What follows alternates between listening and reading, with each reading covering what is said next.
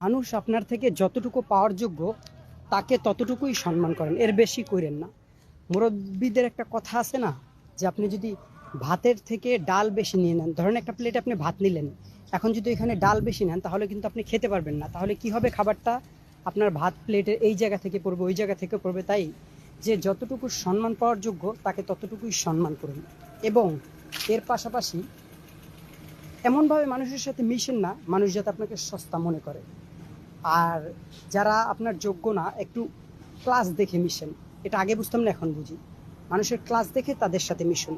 Classless মানুষের সাথে মেশা বন্ধ করেন, কারণ তারা মানুষের ইজ্জত সম্মান মানুষকে কিভাবে করতে হয় সেটাই জানে না।